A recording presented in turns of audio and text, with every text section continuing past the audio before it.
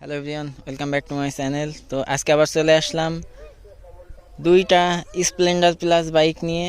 একটা হচ্ছে 2021-22-এর মডেল, আর একটা হচ্ছে 2025-এর স্পোর্টস যে এডিশন সেটা।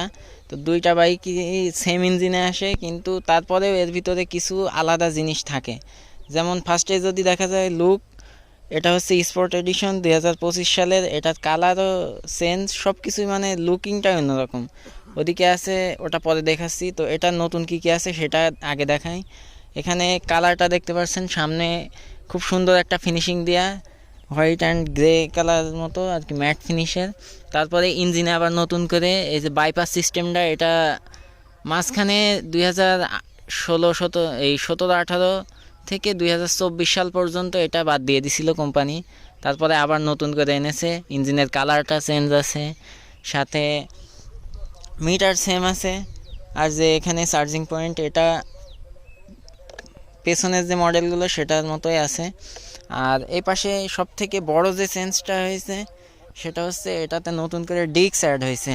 তো এখন আর ব্রেক, ড্রাম ব্রেক নেই, এখন এই যে ডিস্ক ব্রেক এখানে, হাইড্রোলিক ফুলি ফাংশনাল। আর সাথে করে আছে হচ্ছে কালার চেঞ্জ হয়েছে, সাথে মাইলেজও বৃদ্ধি পেয়েছে। তারপরে পেছনের যে ক্যারিয়ারটা, এখানে রড থাকে, সেটা চেঞ্জ হয়েছে। আর গাড়িটা এটার জন্যে একটু কম্প্যাক্ট মতো লাগে।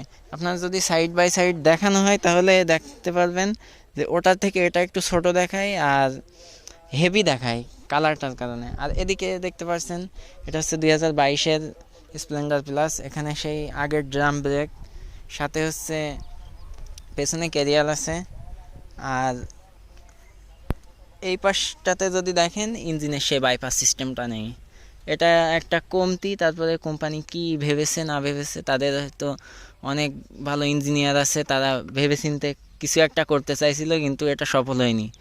পুরাতন একেবারে শুরুর দিকের স্প্লেন্ডার থেকে ইঞ্জিনের বাইপাস সিস্টেমটা দিয়ে থাকতো, কিন্তু এই মডেলটা আর এর আগে একটা বা দুইটা মডেল পর্যন্ত এটা উঠাই দিছিল। তো এর জন্যে হয়তো বা ইঞ্জিনের কোনো একটা ত্রুটি পেয়েছে, তার জন্য আবার নতুন করে বাইপাস সিস্টেম দিয়ে দিয়েছে। আর এই যে দুইটাই একসাথে দেখা যাচ্ছে, আপনারা জানাবেন যে ওটা বেশি ভালো লাগে নাকি এটা বেশি ভালো লাগে। যাই হোক, এভাবে আছে। আর এখন কিছু সিনেমাটিক এনজয় করুন, আর সাথে হচ্ছে এখান থেকে বিদায় নিচ্ছি এই ভিডিওটা থেকে। দেখা হচ্ছে নেক্সট ভিডিওতে। সে পর্যন্ত যারা বাইক রাইড করবেন অবশ্যই সেফটির সাথে রাইড করবেন। তো আর একটা জিনিস, এটার প্লাস্টিক কোয়ালিটিটা একটু দুর্বল লেগেছে আগেরটার তুলনায়। তারপরে এই যে কালারটা, এটা অল্প কিছুদিন হয়েছে গাড়ির, কিন্তু ম্যাট যে কালারটা, এটা কেমন জানি একটা হয়ে গেছে। সেখানে প্রায় 4.5 বছর বা 4 বছরের পুরাতন একটা গাড়ি, এখনও কালারটা সুন্দর আছে।